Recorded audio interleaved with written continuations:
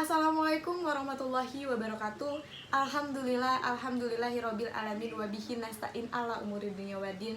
Wassalatu wassalamu ala asrofil anbiya'i wal mursalin wa ala alihi wa sahbihi ajmain amma ba'du. Yang saya hormati Bapak Muhammad Ilhamul Qalbi dan Ibu Darwati selaku guru bahasa Indonesia serta para penonton yang berbahagia. Pertama-tama marilah kita panjatkan puji serta syukur kehadirat Allah Subhanahu wa Ta'ala yang telah memberikan kita rahmat dan hidayahnya. Tak lupa juga salawat serta salam kita haturkan kepada junjungan kita, Nabi kita Nabi Muhammad SAW, dan semoga kita mendapatkan syafaatnya di yaumul akhir nanti. Amin amin ya rabbal alamin. Pada kesempatan kali ini, saya akan menyampaikan tentang peran pendidikan dalam mewujudkan generasi emas di tahun 2045. Indonesia emas dimaknai dengan kondisi negara yang maju, makmur, modern, madani, dan dihuni oleh masyarakat yang berperadaban. Sebelum kita membahas mengenai peran pendidikan dalam mewujudkan generasi emas Indonesia, sebaiknya kita mengetahui dulu nih, apa sih definisi pendidikan dan generasi emas? Pendidikan merupakan sebuah proses untuk membentuk manusia yang tidak cerdas secara intelektual, tetapi mampu mengembangkan spiritualnya. Sedangkan generasi emas Indonesia adalah sebuah impian besar tentang Indonesia yang unggul, maju bersaing dengan bangsa-bangsa lain, dan telah cukup dewasa untuk mengatasi isu-isu persoalan bangsa, seperti korupsi, isu disintegrasi, dan kemiskinan. Untuk mewujudkan impian tersebut, kunci utamanya bukanlah kekuatan ekonomi, politik, atau militer, melainkan manusianya. Nah, apa sih hubungan pendidikan dengan generasi emas? Pendidikan sangat berperan erat dengan generasi emas Indonesia, karena pendidikan merupakan kunci utama untuk menghadirkan sumber daya manusia, juga untuk mengembangkan kemampuan manusia. Pendidikan memang bukanlah persoalan yang mudah. Bila kita tanam sekarang, ia baru bisa kita rasakan 20 tahun mendatang. Dalam peribahasa dikatakan, dipandang dekat dicapai tak dapat. Kelihatannya mudah tapi sulit untuk dicapai. Teman-teman yang berbahagia, generasi emas yang secara ditargetkan menjadi generasi 2045 adalah mereka yang saat ini duduk di sekolah dasar dan di sekolah PAUD. Maka dari itu, fokus penekanan persiapan yang lebih matang untuk jenjang pendidikan sangatlah penting dilakukan. Kementerian Pendidikan Budaya juga akan mendorong perluasan akses pendidikan di semua jenjang untuk membangkitkan generasi emas tersebut. Kementerian Pendidikan Budaya mempunyai strategi pencapaian generasi emas, yaitu 1. Melaksanakan wajib belajar 12 tahun. 2. Meningkatkan akses terhadap pelayanan pendidikan. 3. Memperkuat jaminan kualitas pelayanan pendidikan.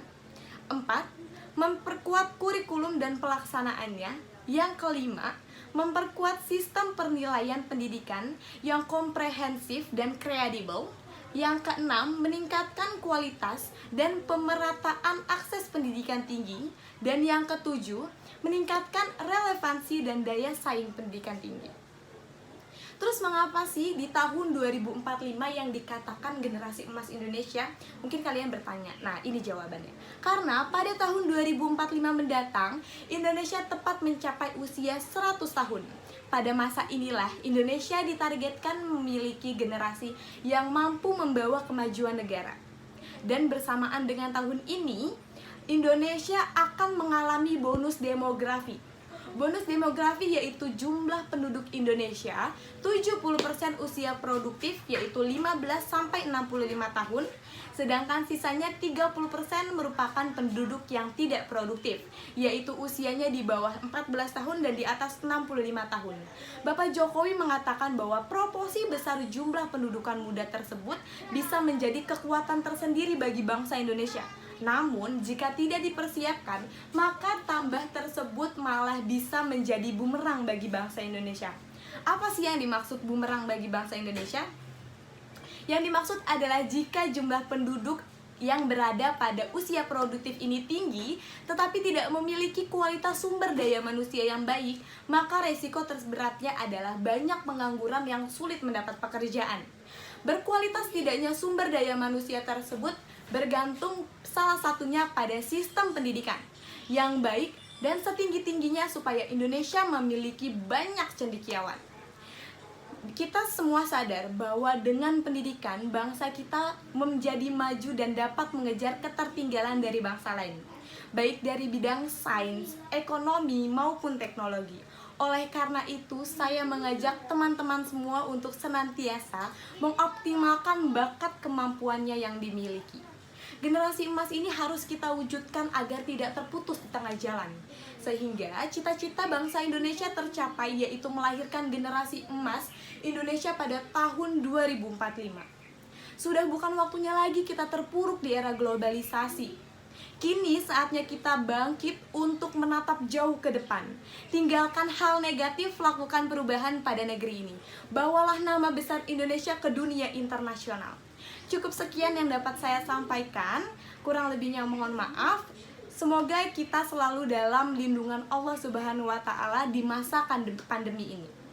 Sebelum saya tutup pidato ini, ada pantun nih. Ada pria, ada wanita, ada cantik dan ada tampan. Cukup di sini pidato saya. Terima kasih sudah mendengarkan. Saya Merlina pamit undur diri. Wabillahi taufiq wal hidayah. Wassalamualaikum warahmatullahi wabarakatuh.